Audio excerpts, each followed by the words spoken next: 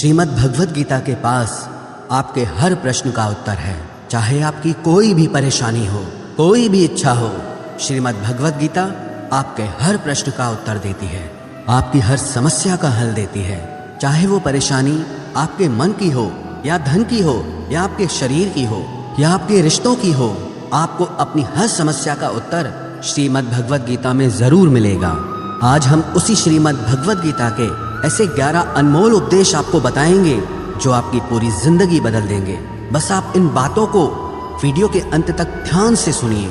जो भी व्यक्ति इस वीडियो को अंत तक सुनेगा उसे अपनी जिंदगी, उसे अपनी हर परेशानी का हल अवश्य मिलेगा। उसे अपनी जिंदगी में जो कुछ भी चाहिए वो उसे जरूर मिलेगा। श्रीमद् भगवद गीता का सबसे पहला उपदेश यही है कि कोई अगर आपका अपना है या कोई आपसे बड़ा है तो उसका अपने प्रति गलत व्यवहार कभी भी सहन नहीं करना चाहिए। ये गीता का उपदेश हमारी जिंदगी से भी जुड़ा है। हम भी अपने मन की अधिकतर तकलीफों को ये सोचकर जिंदगी भर सहते रहते हैं कि ये तो मेरा अपना है, ये तो मेरा बड़ा है, इसको हम कैसे कुछ कह सकते हैं। हम अगर नहीं सहेंगे, कुछ कह देंगे तो हमारे रिश्ते ही खराब हो जाएंगे, हमारे रिश्ते ही समाप्त हो जाएंगे। पर सोचने की बात यह है कि उस व्यक्ति को आप अपना कैसे मान सकते हैं जो आपकी तकलीफों की वजह हो। अपना तो वो होता है जो हमारी तकलीफों को दूर कर दे। तो गीता का ये उपदेश है कि किसी को भी अपना फायदा मत उठाने दो, किसी को भी खुद पर जुल्म मत करने दो, क्योंकि आप जितना सहेंगे लोग आपको उतना सहने के लिए और मजबूर करेंगे। गीता का पहला अध्याय जिसका नाम अर्जुन विषाद योग और दूसरा अध्याय जिसका नाम सांख्य योग है, उसके आरंभ में अर्जुन ने श्री कृष्ण के आगे अपना दुख प्रकट किया है कि हे केशव, मैं कौरवों से कैसे युद्ध कर सकता हूँ। ये सब तो मेरे अपने ही हैं। मैं कैसे भीष्म पितामह और द्रोणाचार्य से युद्ध करूँगा, क्योंकि वो दोनों मेरे पूजनीय हैं। इसलिए इन गुरुजनों को मारने से तो अच्छा है मैं भिक्षा के अन्न को खाकर अपने जीवन का गुजारा करूँ।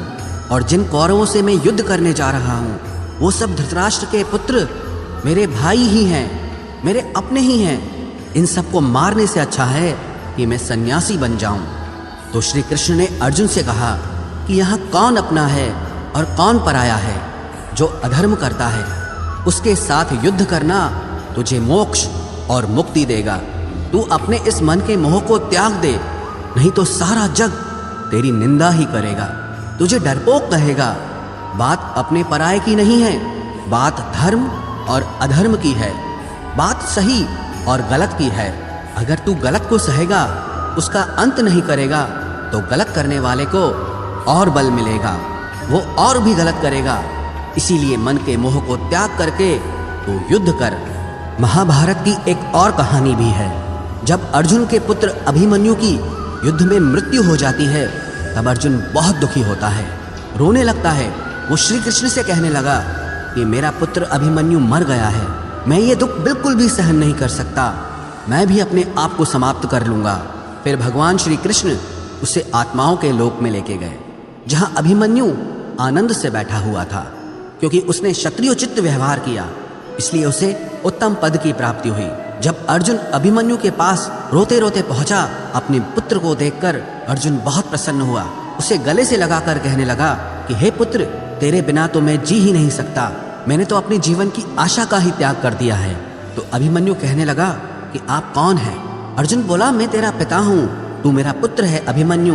तो अभिमन्यु कहने लगा कि कौन पिता कौन पुत्र, मेरे हजारों जन्म हुए हैं, किसी जन्म में आप मेरे पिता बनते हैं और किसी जन्म में मैं आपका पिता बनता हूँ।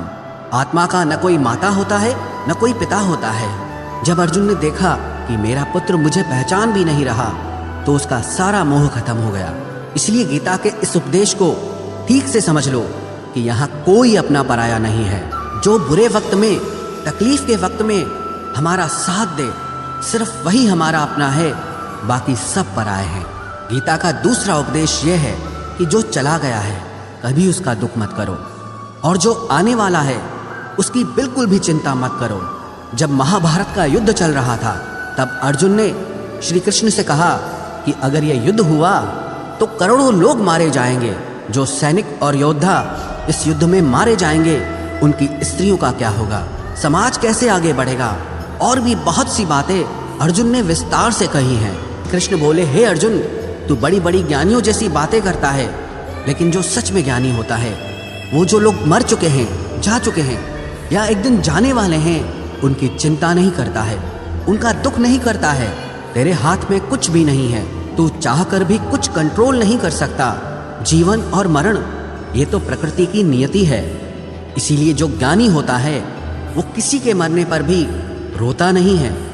ज्ञानी जन ना ही बीते हुए कल का शोक करते हैं और ना ही आने वाले कल की चिंता करते हैं। इसीलिए जो होने वाला है वो होकर ही रहता है, और जो नहीं होने वाला है वो कभी नहीं होगा। ऐसा निश्चय जिसको समझ में आ जाता है, जिसकी बुद्धि में आ जाता है, उसे कभी कोई चिंता नहीं सताती, कोई दुख नहीं सताता। हमारे सारे दुखों का कारण ही यही है।